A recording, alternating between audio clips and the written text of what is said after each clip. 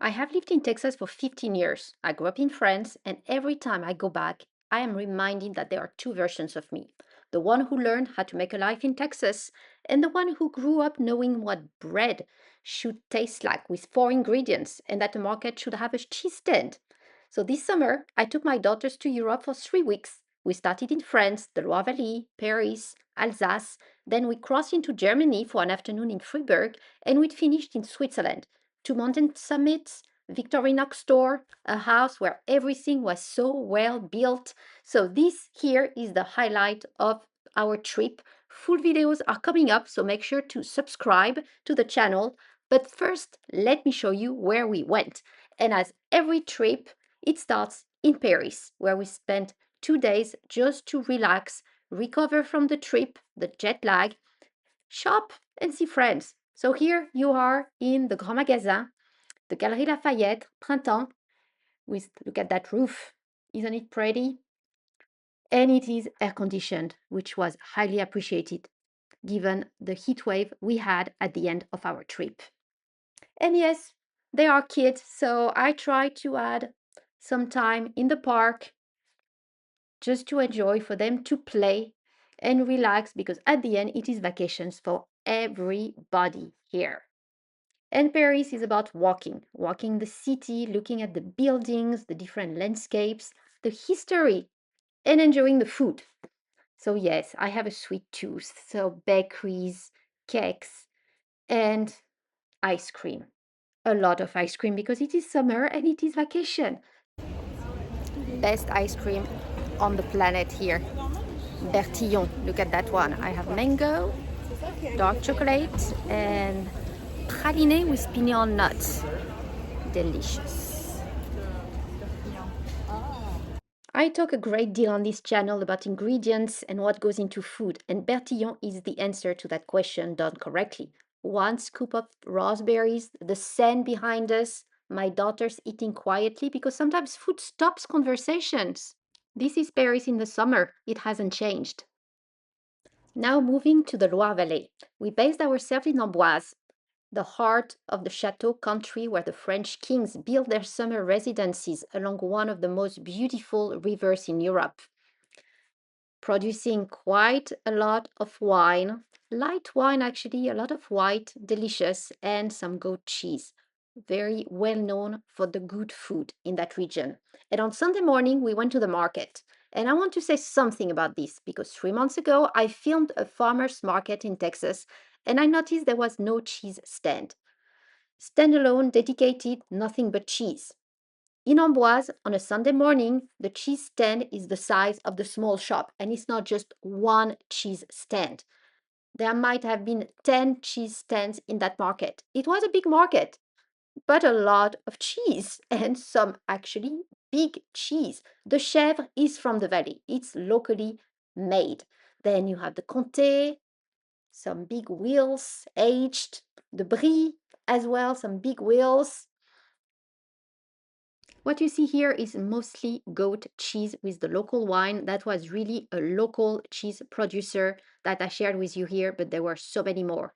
And of course, you got the bread stands, many of them, and good bread made with only 4 ingredients. Look at those here. The price, the varieties, because some of them were flavored. I I miss it already. The cookies at the end.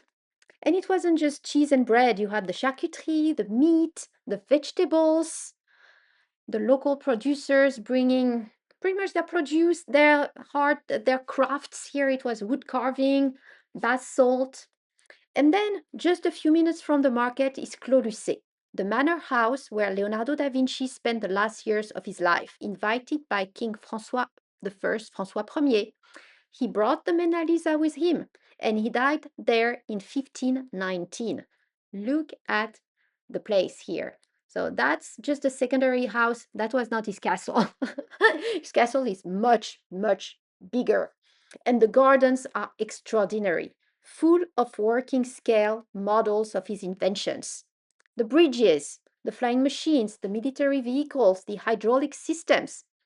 My daughters walked through them quietly. which at 12 years old means they were genuinely interested. And of course, the food, the terrace in Amboise. I really feel like I had quite a bit of food there, but the food is so good and healthy, and you walk a lot too. So at the end, I actually did not gain weight. I think I actually lost a kilo, which is surprising.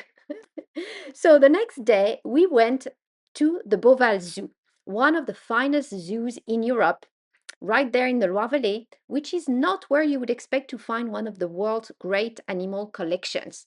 The giant pandas, the white tigers, the gorillas, the giraffes, or here, that bird show that is just breathtaking.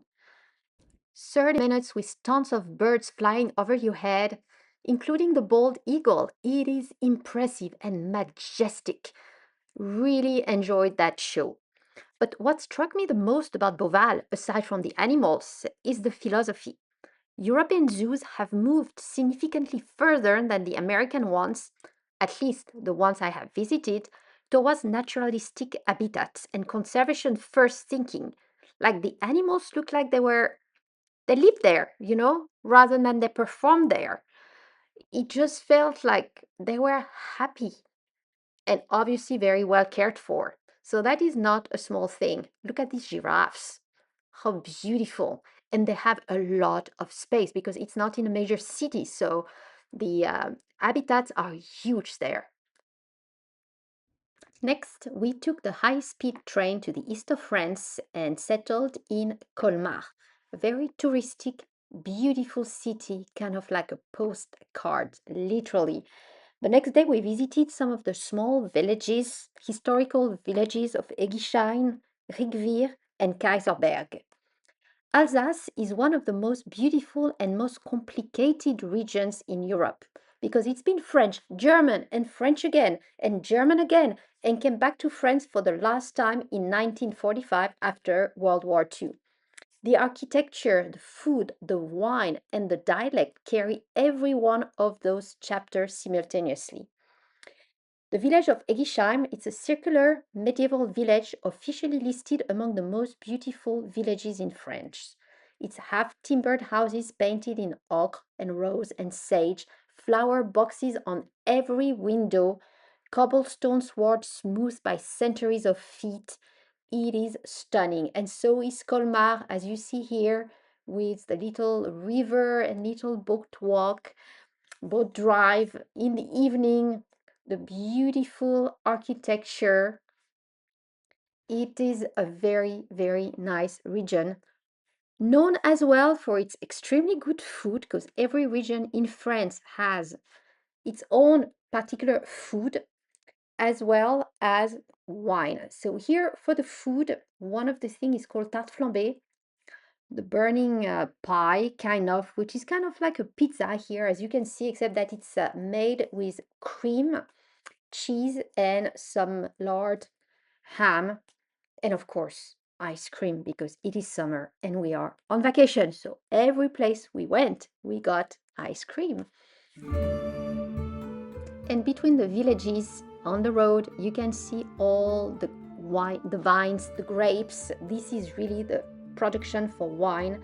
They have Riesling, they have some Pinot, grey Pinot, uh, different Gewürztraminer, different kind, mostly white wine. They also have some Pinot Noir. But yes, the two regions I ended up visiting here between the Loire Valley and the Alsace are very well known for their light wine, mostly white. But yes, look at this architecture and the very old fountains. I loved looking at these fountains. Some of them were non-drinkable water, others were drinkable. You had to pay attention. But yes, look at the colors here. How pretty. That was in summer. You can imagine it with snow in the winter, because that region does get some snow.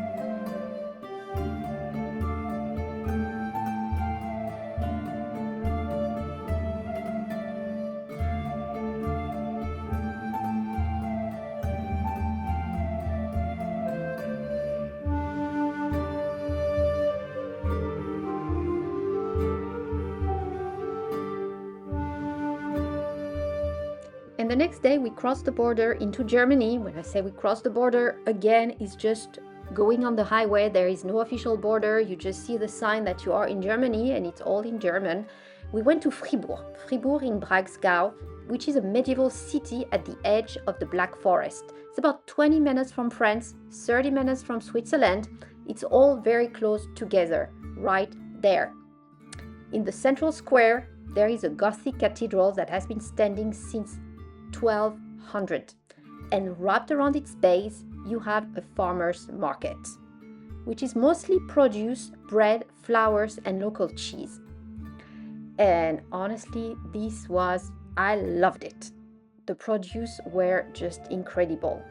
The market and the cathedral have been sharing this square for centuries. Nobody relocated either of them, they simply coexisted and continued. And being there, it was wow. We sat, we had a drink, we got some raspberries, some of these other red berries we enjoyed. It was very hot, but just so nice. And look at the eggs here at the farmer's market. Like in France, it is not kept in the fridge, room temperature. Totally different approach from the US here.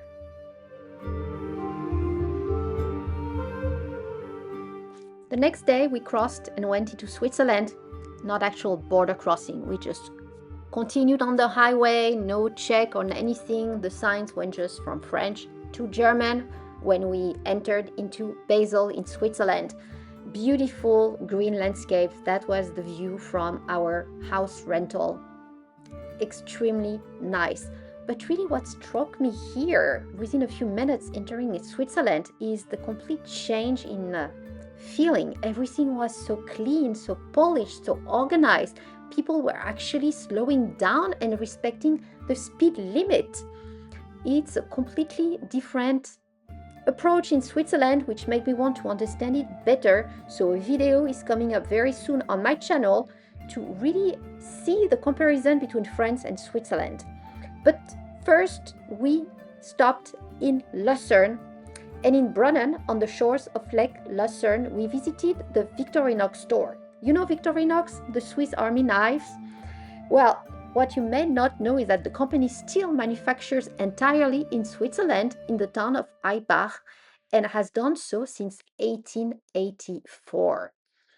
The story is what happens when a country decides that quality is not a marketing position but a manufacturing standard. And every knife on display was made by someone in Switzerland, paid a Swiss wage, so not cheap, but also working to Swiss standards. So my daughters each chose one, and they understood what they were holding there.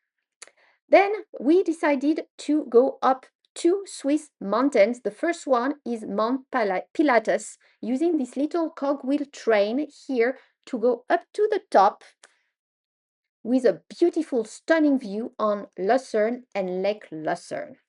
Look at this from the top. Breathtaking. The girls actually went quiet for a moment, just looking at the view from the top. And that is just one side, because if you look on the other side, completely opposite, you have the snowy mountain tops where we went the next day. What a beautiful country. The snowy peak in the middle is actually the Mount Titlis, where we went the next day. And even that machine was just so well done, not broken, no tag, no nothing. I love Switzerland. And of course, ice cream at the top. As I said, vacation, ice cream every day. And yes, another view of Lake Lucerne when we were returning for the evening before heading the next morning bright and early, because it is the mountains, to Engelberg, which is the base to go on top of the Mount Titlis that still has snow in the middle of June. 3,000 meters of altitude, 10,000 feet. So pretty high up. You take 3 of those to get to the top. It takes probably about half an hour, actually, from Engelberg to the top of Titlis, but all very clean, peaceful, organized, with a beautiful view. We took the ski jackets because we thought it would be cold at the top, which honestly it wasn't. Despite the snow, that was probably the first time the girls actually saw real snow. They were able to play, build a snowman. It was nice, especially given we were mid-June and look at that, short sleeves. It was not cold at all. The sun was actually pretty warm. We put sunscreen just to be safe. The only place where we actually needed the jacket was in the ice cave because they do have an ice cave made for the visitors here, but pretty impressive. It was very slippery, entirely made of ice and extremely cold, obviously inside. So we enjoyed that experience as well. And then we stopped halfway on the way down because you can hike in the different stops here, going to the top or going down. You can stop, you have restaurants, you can get ice cream, obviously, and walk. And that was probably in my opinion, even more beautiful than the top. This was stunning with this water here, which was ice pretty much melting from the top and going down, so pretty cold. They had a playground for the kids. Look at that view from the playground. The girls spent quite a bit of time there and had a blast. And me, I just enjoyed watching them and just watching the view here. You had the cows, the sheep in the back. The cows always come with their little belt, you know. It's just so, so pretty. And then finally, we went back towards France, towards Paris, and we finished at Disneyland Paris that had just opened the frozen world here. Just 2, 3 months ago, it was unfortunately packed with tourists and extremely hot. The heat wave had just started in Europe and it was not the most pleasant experience. Some attractions were actually closed in the afternoon because of the heat, so the tourists were left with not that much to do. So for the last day, we decided to go to Paris and spend some time here in a museum, which is the Musée des Arts et Métiers, kind of the beaten track. It's more of a STEM-like experience here in that museum with old machines and showing you how they were built and made. So it can go from the first Apple computer to the first train. So it was nice, but probably a bit too hot because unfortunately the AC was not working in that museum. I chose it for the AC and we arrived was like, oh no. So 3 weeks, 3 countries, 2 daughters who now know what a proper cheese stand looks like, what a medieval village feels like, and what it means to stand above the clouds on a Swiss mountain and have nothing to say. A full series of video is coming from this trip, the Amboise market compared to the Texas farmers market, a French grocery store compared to the American one, the actual climb on the Mount Pilatus and Titlis in Switzerland, the visit of the villages. So make sure to subscribe and hit the bell so that you don't miss a single one. I'm glad to be back and I'm glad we went. À bientôt.